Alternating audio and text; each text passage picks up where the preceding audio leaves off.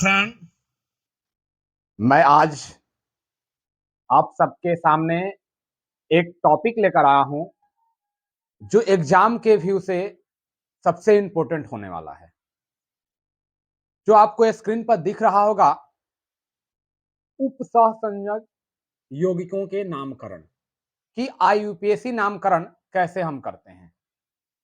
Coordination compound जो होगा उसका आईयूपीएसी नामकरण आप कैसे कर पाएंगे, और इससे एग्जाम में आपका क्वेश्चन दिया रहता है। आप मिलाइएगा या प्रीवियस ईयर का क्वेश्चन आप देखिएगा क्वेश्चन बैंक से, तो उसमें आपको मिलेगा आईयूपीएसी नामकरण। हर साल क्वेश्चन करता है आईयूपीएसी नामकरण से। तो यहां हम आपको बताने जा रहा हूं कोऑर्डिनेशन कंपाउंड का आईयूपीएसी नामकरण कैसे आप आईयूपीएसी नामकरण करेंगे। आप चलिए स्क्रीन पर देखते हैं। यहां आपका कोऑर्डिनेशन कंपाउंड है और यहां 4 कंपाउंड आपके समक्ष लिखा हूं। यह चारों कंपाउंड आपको दिख रहा होगा और इन चारों अलग अलग कंपाउंड हैं, यानी 4 तरीका से इसके नामकरण के लिए इसको कैसे यानी 4 व्यू आपको दिखाएंगे। यह 4 नामकरण आप सीख लीजिएगा तो आप कोई भी नामकरण कोऑर्डिनेशन कंपाउंड का एकदम झट से आप कर सकते हैं। तो चलते हैं नामकरण पर। नामकरण करने से पहले हम एक शॉर्ट वीडियो अपलोड किया हूं जिसमें हम लिगेंड के कुछ लिगेंड और उनके नाम बताए हैं। लिगेंड और कुछ उनके नाम बताए हैं, उनको देख लेना कि उस लिगेंड का नाम क्या होता है। तो यहां पर और दूसरी बात, कुछ कोऑर्डिनेशन कंपाउंड के कुछ पदे बताए थे कि इसमें आप कैसे पहचानेंगे कि किसका कौन सा पद है। यह 2 वीडियो इंपॉर्टेंट होगा जो शॉर्ट वीडियो है। आप 30 सेकंड 40 सेकंड में आप देखकर उसको समझ सकते हैं कि कोऑर्डिनेशन कंपाउंड की कुछ पदे कैसी होती है, इसमें किसको क्या बोला जाता है, और कुछ लिगेंड है और उस लिगेंड के नाम क्या कहते हैं उसका भी आप वर्णन उसमें किए हुए हैं। आप देख लीजिए। अब तब इस पर आइए और देखते हैं कि यह किस प्रकार से हम नामकरण करते हैं। चलते हैं बोर्ड पे। यहां पर आपको दिखाई दे रहा है CONH3 का होल 6 Cl3। यहां से यहां के क्षेत्र को आप जानते होंगे कि अब जो बड़े कोष्ठ में लिखे हैं, इस बड़े कोष्ठ में आपका कोऑर्डिनेशन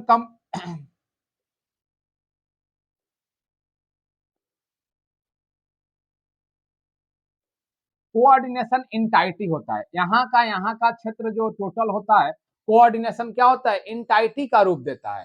कोऑर्डिनेशन क्षेत्र होता है, एरिया होता है, और इसमें इसको क्या बोलते हैं,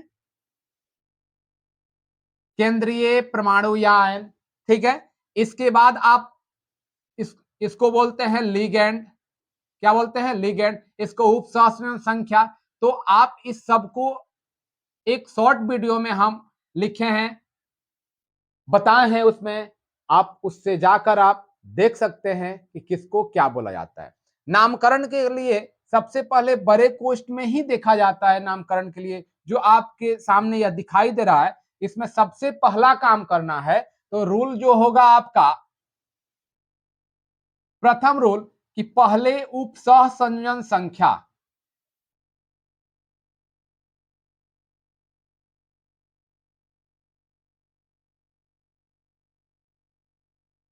संख्या को लिखा जाता है। अब यह लिख लेने के बाद दूसरा रूल होगा कि लिगेंड के नाम, लिगेंड के नाम पर जाएंगे।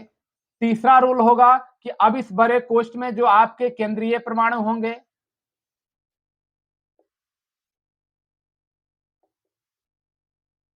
केंद्रीय परमाणु आयन है, उसको लिखेंगे। और उसके बाद चौथे रूल में जाएंगे कि इस इंटाइटी के बाहर इस साइड में जो है, जो आपको दिखाई दे रहा है कि दाएं साइड में, उसको लिखते हैं। और यदि यह बाएं साइड में कोई चीज होगा तो उसको लिखेंगे। जब इस पर चलेंगे तो बता देंगे। ये बाद वाले को बाद में लिखते हैं, पहले वाले को पहले लिख लेते हैं। यानी यहां पर इस 3 नामकरण बीच में करते हैं।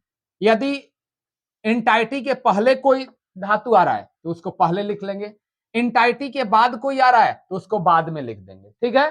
तो इसमें सबसे उपसहसंयोजक संख्या लिखा जाता है, उसका लिगेंड का नाम, तब केंद्रीय परमाणु आयन और उनकी उपसहसंयोजक संख्या जो लिखने के बाद इस पूरे का ऑक्सीडेशन नंबर निकालोगे ON, ऑक्सीडेशन नंबर, उनका नंबर केंद्रीय धातु परमाणु आयन के बाद लिखा जाता है। यह 4 रूल।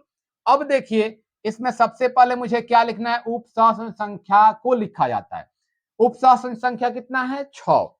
अब इसमें आपको ध्यान देने की बात एक छोटी सी यहां पर बात लिखते हैं, यदि उपसहसंयोजक संख्या 2 होगा उसके लिए डाई लिखते हैं, यह 3 होगा तो उसके लिए ट्राई लिखते हैं, 4 होगा उसके लिए टेट्रा लिखते हैं, 5 होगा उसके लिए पेंटा लिखते हैं, 6 होगा उसके लिए हेक्सा लिखते हैं। इस प्रकार से 7 हेप्टा, 8 ओक्टा, 9 नोना, ऐसे उपसहसंयोजक संख्या दर्शाया जाता है। तो यहां मुझे संख्या कितनी मिल रही है, 6 मिल रही है। 6 के लिए क्या है, हेक्सा। तो सबसे पहले हम क्या लिख देंगे, हेक्सा लिख दिए।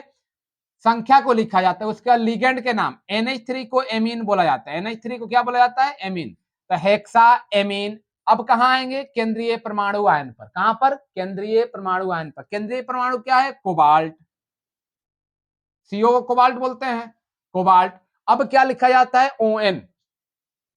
उसके बाद ON लिखा जाएगा, यानी ऑक्सीडेशन नंबर। तो पूरे का ऑक्सीडेशन नंबर निकालोगे तो इसका 0 हो जाएगा और इसका -3, तो उधर जाएगा आपका कितना, 3 हुआ। तो रोमन संख्या में 3 क्या लिखा जाता है, ऑक्सीडेशन नंबर। और बताए कि इंटाइटी के बाद वाले होंगे तो ये Cl को क्या बोलते हैं, क्लोराइड। Cl को क्या बोलते हैं, क्लोराइड।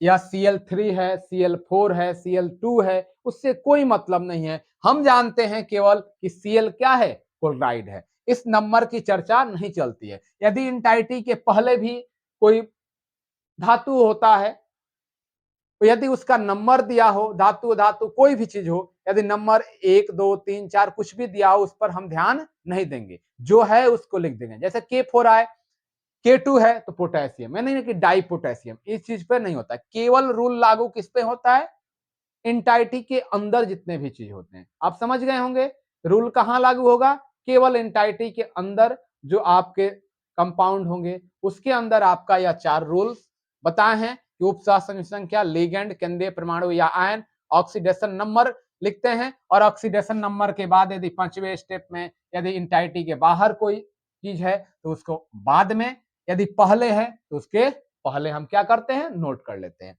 ये तो लिख दिए। यहां पर आइए, अब यह आपके इंटाइटी के पहले आपको मिल रहा है पोटेशियम। के को क्या बोलते हैं, पोटेशियम। तो क्या बोलेगी, पहले है तो पहले लिख लेंगे, पोटेशियम लिख लिए। K4 K2 K3 उस पर ध्यान हम नहीं देंगे। K4 K3 K2 कुछ भी लिखा हो उस पर ध्यान हम नहीं देंगे, क्या है उसको लिख लेंगे। K क्या है, पोटेशियम। अब यह इसमें रूल, उपसहसंयोजक संख्या कितना है, 6। तो क्या लिख देंगे, हेक्सा। CN को बोलते हैं साइनो। किस लिगेंड को क्या बोलते हैं अभी बताए, कि मेरा शॉर्ट वीडियो देख लीजिए, उसमें सारे डिटेल दिया है। Hexa cyano. Fe को बोलते हैं फेरेट। अब चलिए किस पर, ऑक्सीडेशन नंबर पे। तो इसका ऑक्सीडेशन नंबर, इसका -1 होता है तो 1 गुने -6, 4 होगा तो क्या होगा, 2 हो जाएगा। 2, इंटाइटी के बाहर कोई चीज नहीं है तो छोड़ दिए। यह नामकरण है पोटेशियम हेक्सा साइनोफेरेट 2। इंटाइटी के पहले था पहले, इंटाइटी के बाद था तो बाद, 2 नामकरण हुआ। तीसरे पे चलिए, यह क्या है आपका, टेट्रा। देखो यहां लिखा है टेट्रा। यह क्या है, क्लोरो, टेट्राक्लोरो। अब कहेंगे कि इसमें क्लोरो, यहां क्लोराइड। तो अंदर जो होगा क्लोरो, बाहर होगा क्लोराइड। अंदर Br होगा तो ब्रोमो, बाहर होगा तो ब्रोमाइड। टेट्राक्लोरो। Na को क्या बोलते हैं, निकेल। अब चलते हैं इनकी किस पर, ऑक्सीडेशन नंबर पे। ऑक्सीडेशन नंबर निकालेंगे तो कितना आएगा, 2। ऑक्सीडेशन नंबर निकालने के लिए भी बता देंगे, 2। अब यहां पर 2 लिखने के बाद यह पावर में देखिए, इस पर कहीं नहीं था, इस पर भी नहीं था, लेकिन इस पर है ना आयन, तो 2। और बाद में क्या शब्द लगा देंगे, आयन, 2 आयन।